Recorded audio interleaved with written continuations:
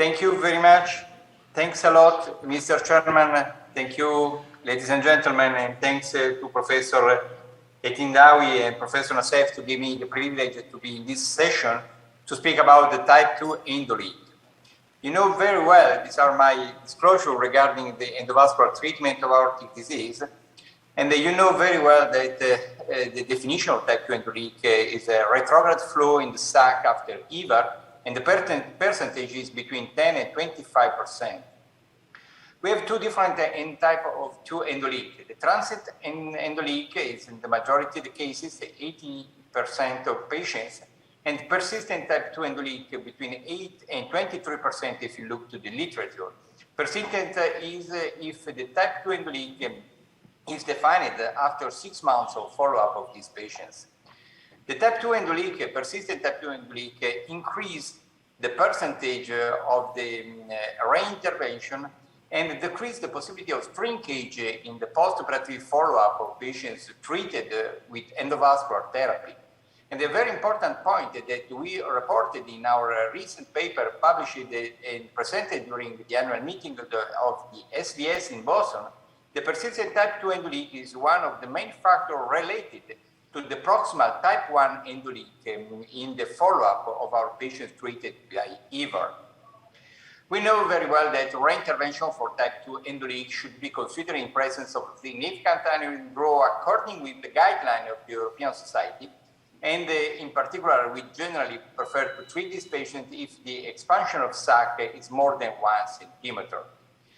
But if you look to the literature, you see the different modality of treatment of the endoleak type 2, you can see in this review of literature published in 2018 that the technical success is about 88% and the clinical success is about 68% only. And the conclusion of the author were that there is a little evidence supporting the efficacy of secondary intervention for type 2 endoleaks after EVAR. Then it is important probably to speak about the prevention of type 2 persistent endoleak. And if you look to the literature again, this recent paper published in 2020 regarding the sac embolization and side branch embolization for preventing type 2 endoleak reported that with these two different approaches, we can have a reduction of type 2 endoleaks in the follow-up of our patients. In this report, the author defined that the side branch embolization have some disadvantages, like rarely cause post-operative morbidity, and that this approach requires frequently a separate procedure. Then, according with this analysis, we started some years ago with the selectively intraoperative abdominal aortic aneurysm sac embolization and not side branch embolization. You know in the literature that we have different risk factors about persistent type 2 endoleak, because the question is if we need to use the sac embolization in all patients or selectively. And we defined some risk factors according with our experience that are related to the persistent type 2 endoleak. We defined in our experience published in 2015 the volus thrombum less than 40%, a patent efferent vessel more than 6. According with this evaluation, we started with our experience about the prevention of persistent type 2 endoleak with a selective sac embolization, intraoperative embolization, and we used the Cook MRI coils for this embolization. We published in 2016 the preliminary result of this experience. So we defined that after 6 to 12 months, a significant difference between the two groups, EVAR and EVAR plus embolization, in favor of EVAR plus embolization for the decrease of the percentage of type 2 endoleak. But we defined in the follow-up of these patients that probably it's very important not only the embolization, but even the numbers of coils, and then the coils concentration. Because if you look, there is a difference significantly between the two groups, endoleak type 2 with or without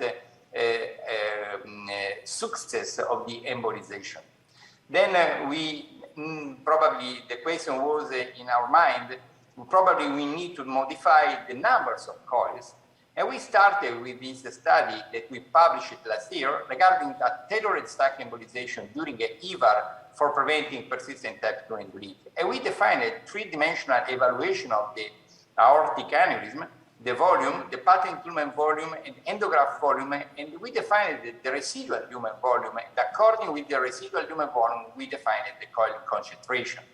We defined a ROC curve for cutoff coil concentration, and then according with this ROC curve, we defined the residual lumen volume and the number of coils related to the residual lumen volume.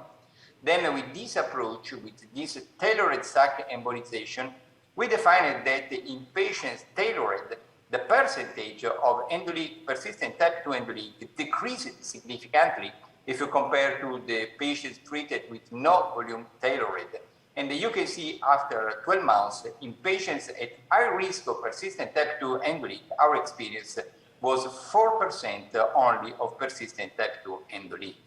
This is a typical case of patient with 62 millimeters of aneurysm with the risk factor for persistent type 2 endoleak according with our papers. And we defined the residual lumen volume and the minimum number of coils. And we treated this patient with this endograft and sac embolization. We did the embolization according with our approach. We can use a double puncture in case of incision on the groin, or we can use only 60 French large sheet to introduce in the sac the 5 French introducer for the embolization.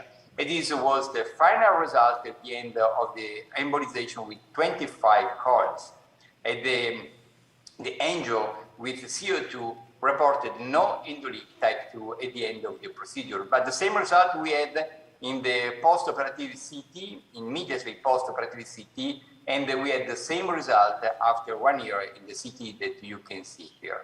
Then, ladies and gentlemen, I want to conclude my presentation with these take-home messages. Persistent type 2 endoleak increased risk of sac growth, freedom from intervention, and type 1 endoleak. There is little evidence supporting the efficacy of secondary intervention for type 2 endoleak after EVAR, but sac embolization and side branch embolization are safe and effective in preventing type 2 endoleaks. Sac embolization with coils is effective to reduce the risk of persistent type 2 endoleak in selected high-risk patients. The number of coils must be defined in accordance with the residual volume of the abdominal aortic aneurysm sac. Then we think that when we have to plan EVAR, it is absolutely important to plan it to evaluate according with the proximal landing zone in the neck and the iliac arteries, but we think it's very important even to evaluate the sac according with the risk of persistent type 2 endoleak. Thank you very much for your very kind attention.